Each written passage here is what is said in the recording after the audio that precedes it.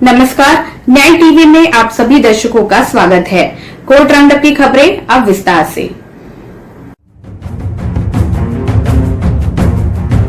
Delhi medical association द्वारा दायर मुकदमे के आधार पर आज दिल्ली हाई कोर्ट ने योग गुरु बाबा रामदेव को नोटिस भेजा है। अदालत ने कहा, हालांकि डॉक्टरों के उस अनुरोध को खारिज कर दिया जिसमें रामदेव को प्रत्यक्ष या अप्रत्यक्ष रूप से आपत्तिजनक बयान देने या सामग्री प्रकाशित करने से रोकने की मांग की गई थी।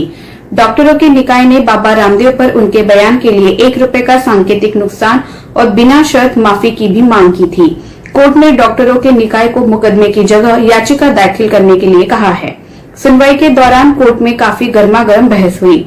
अदालत ने डीएमए से कहा, आप लोगों को अदालत का समय बर्बाद करने के बजाय महामारी का इलाज खोजने पर समय बिताना चाहिए। हालांकि डीएमए ने कोर्ट की टिप्पणियों पर आपत्ति दर्ज की। उन्होंने कहा, रामदेव की टिप्पणी डीएमए के सदस्य को प्रभावित कर रही है।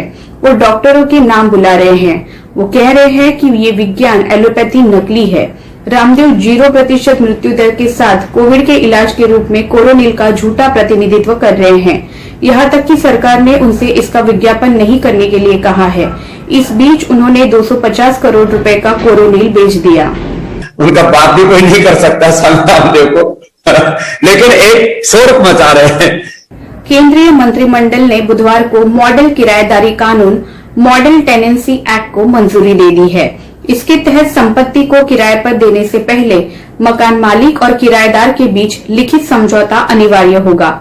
इस कानून को सभी राज्य और केंद्र शासित प्रदेश अपने यहाँ लागू कर सकेंगे।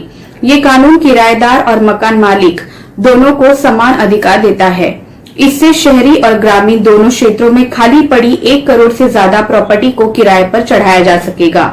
इस नए मॉडल कानून का खाका सबसे पहले 2019 में जारी किया गया था।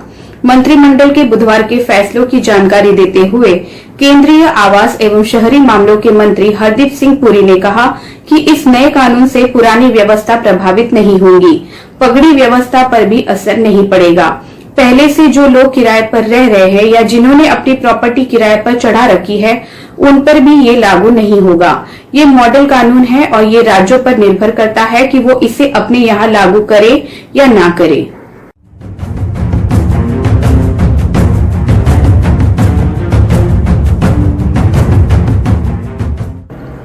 सुप्रीम कोर्ट ने गुरुवार को वरिष्ठ पत्रकार विनोद दुआ के खिलाफ देशद्रोह और अन्य अपराधों के लिए दर्ज प्राथमिकी को खारिज किया। दरअसल हिमाचल प्रदेश में एक स्थानीय भाजपा नेता ने दुआ के यूट्यूब शो में प्रधानमंत्री और केंद्र सरकार के खिलाफ आलोचनात्मक टिप्पणी करने के खिलाफ एफआईआर दर्ज कराई थी। जस्टिस यूयू ललित और जस्टिस विनीत सरन की पीठ ने 6 अक्टूबर 2020 को दुआ, हिमाचल प्रदेश सरकार और मामले में शिकायतकर्ता की दलीलें सुनने के बाद फैसला सुरक्षित रखा था।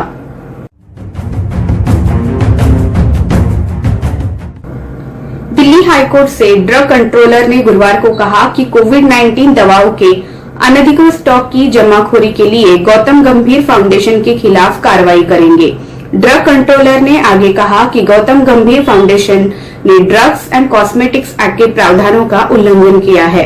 न्यायमूर्ति विपिन सांघी और न्यायमूर्ति जसमीत सिंह की खंडपीठ में जीएनसीटीडी के ड्रग कंट्रोलर के ओर से पेश हुई एएससी नंदिता राव की दलीलों से अवगत कराया गया।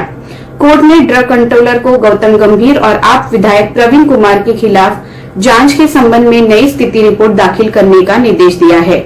इसके साथ ही ड्रग कंट्रोलर ने गौतम गंभीर फाउंडेशन के खिलाफ कार्रवाई करने की बात कही है। दिल्ली हाईकोर्ट ने दिल्ली यूनिवर्सिटी की लॉ फैकल्टी के अंतिम वर्ष के छात्रों की चौथे सेमेस्टर की लंबित परीक्षाओं को रद्द करने और विश्वविद्यालय अनुदान आयोग यूजीसी के 29 अप्रैल 2020 के दिशा निर्देशों के अनुरूप वैकल्पिक तरीके से मूल्यांकन की मांग को लेकर विद्यार्थियों की याचिका पर नोटिस जारी किए हैं। ये देखते हुए कि घटना जघन्य प्रकृति की है, न केवल पीड़ित के ऊपर पेशाब की गई है बल्कि उसे फर्श से पेशाब चाटने के लिए मजबूर किया गया है। ऐसा अत्याचार किसी भी व्यक्ति की गरिमा को नष्ट कर देता है।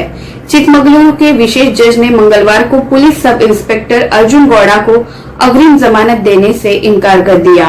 पुलिस ऑफिसर के खिलाफ 22 मई को गोनीबिड्डू पुलिस थाने में आईपीसी की धारा 323, 342, 504, 506, 330, 348 के तहत दंडनीय अपराधों और अनुसूचित जाति और अनुसूचित जनजाति अत्याचार निवारण संशोधन अधिनियम 2015 की धारा 31A, 31E, 31R, 32VA, 32VII के तहत मामला दर्ज किया गया था।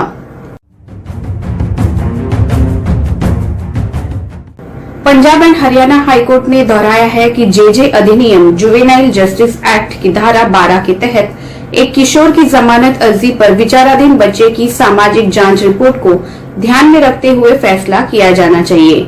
न्यायमूर्ति सुवीर सहगल की एकल पीठ ने कहा, विश्वास के मामले में सुप्रा में इस न्यायालय की एक समन्वय पीठ ने माना है कि अधिनियम की धारा 12 के तहत एक किशोर की सामाजिक जांच रिपोर्ट पर विचार किए बिना आवेदन पर फैसला नहीं किया जा सकता है। सुप्रीम कोर्ट ने गुरुवार को सुप्रीम कोर्ट के पूर्व न्यायाधीश न्यायमूर्ति शिव कीर्ति सिंह को नई नियुक्ति होने तक दूरसंचार विवाद निपटान अपीलीय न्यायाधिकरण TDSAT के अध्यक्ष के रूप में काम जारी रखने का निर्देश दिया। Justice L Nageshwar Rao, justice Hemant Gupta और जस्टिस S रविंद्र भट्ट की पीठ ने ये निर्देश मद्रास बार एसोसिएशन द्वारा दायर ट्रिब्यूनल रिफॉर्म्स ऑर्डिनेंस 2021 को चुनौती देने वाली याचिका पर पारित किया है। इस बात का संज्ञान लेते हुए कि केंद्र सरकार ने छूट या किसी अन्य तरीके से वैक्सीन के उत्पादन में वित्तीय मदद तथा सहायता प्रदान की थी, सुप्रीम कोर्ट ने इस बात को लेकर स्पष्टीकरण मांगा है कि क्या ये कहना सटीक होगा कि निजी इकाइयों ने निर्माण का जोखिम और लागत अकेले वहन किया है। इसने कहा कि मैन्युफैक्चरर्स को केंद्र सरकार द्वारा इमरजेंसी यूज ऑथराइजेशन दिया गया था, जिससे उनके जोखिम कम हुए, तो इसे मूल्य निर्धारण में शामिल किया जाना चाहिए था। कोर्ट ने भारत में उपलब्ध कराई जा रही वैक्सीन की कीमत एवं अंतर्राष्ट्रीय कीमत का तुलनात्मक ब्यौरा भी मांगा है। न्यायमूर्ति DY चंद्रचूड़, न्यायमूर्ति L नागेश्वर राव और न्यायमूर्ति S रविंद्र भट्ट की खंडपीठ ने कोविड से संबंधित स्वतः संज्ञान मामले में 31 मई के अपने आदेश में कहा कि वह महामारी से लड़ने वाली महत्वपूर्ण वैक्सीन के विकास और वितरण में भारत सरकार के सहयोगात्मक प्रयास की सराहना करती है। फिलहाल बस इतना ही। अन्य खबरों के लिए जुड़े रहिए न्याय टीवी के साथ। नमस्कार।